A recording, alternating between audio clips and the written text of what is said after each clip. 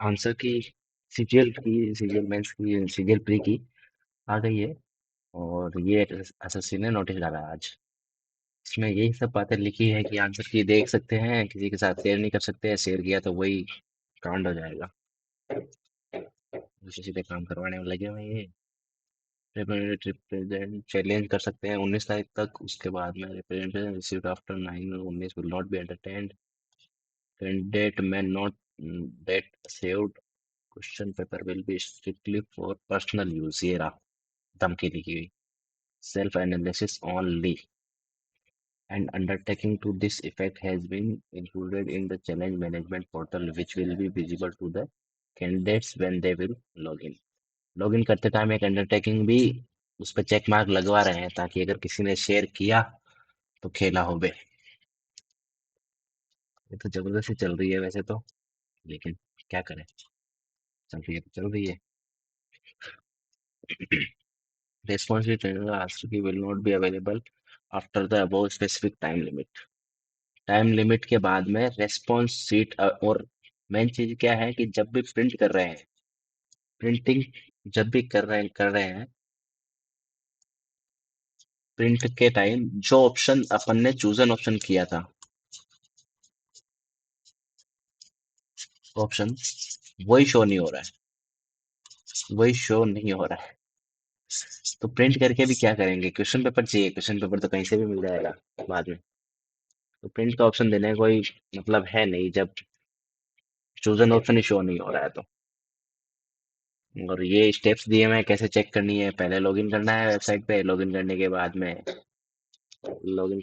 में जाना है इस पे आंसर की चैलेंज पे करते ही वो खुलेगा कि I hereby undertake that I will not share this answer की and this is for my personal use only.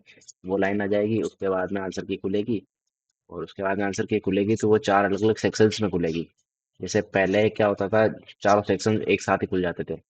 इसमें क्या हो रहा है, चार अलग अलग सेक्शंस में खुल रही है। पहला सेक्शन रीजनिंग, दूसरा सेक्शन जीएस, तीसरा सेक्शन मैथ्स, और चौथा सेक्शन बचा कौन सा, इंग्लिश। इंग्लिश। तो उसमें आप देख सकते हो किसके कितने हो रहे हैं, और कोई टूल इस बार है नहीं काम का जिससे निकल सके। तो मैं बता देता हूँ कैसे चेक करना है। Number of correct questions, number of incorrect questions, और नंबर ऑफ ब्लैंक, ये काउंट कर लो। तो ये दो चीजें काउंट कर लो। तो मैंने मेरे में ये दो चीजें काउंट की, तो मेरे को क्या मिला वो मैं लिख देता हूँ यहाँ पे फॉर रेफरेंस। मेरी शिफ्ट थी मेरी शिफ्ट थी 17 सितंबर की थी शायद। हाँ, 17 की शिफ्ट 3। सितंबर था, कब था, सितंबर में था क्या एग्जाम, भूल गया। हाँ, सितंबर में था। 17 सितंबर की शिफ्ट नंबर 3 थी मेरी। ठीक है। इतने दिन बाद में आंसर किया, ये तो एग्जाम डेट ही भूल गए क्योंकि। तो मेरे ऐसा रहा, दो रॉन्ग इधर हुए, ब्लैंक जीरो।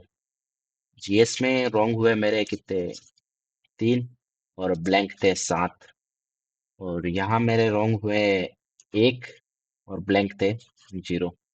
यहाँ मेरे रॉन्ग हुए 5, और ब्लैंक थे 0। तो दो दो और बच्चे कितने, 23। 23 मेरे करेक्ट यहाँ पे थे। जीएस में 7 और 3 10, तो 15 करेक्ट जीएस में थे। 1 तो 24 करेक्ट यहाँ पे थे। 5 तो 20 करेक्ट यहाँ पे थे। तो टोटल करेक्ट थे 5 3 8 4 9, 8 4 12 का 2 हासिल। 2 2 4 2 6 2 8, 82 टोटल करेक्ट थे। और ये टोटल इनकरेक्ट है, 5 5 10 और एक 11। 11 इनकरेक्ट था, तो 11/4, 4 दूनी 8, 4 3 12, तो 2.75 इनकरेक्ट है। 82 में से 2.75 गया तो 79.25, तो 158.5 मार्क्स मेरे बन रहे हैं। ये मेरा है।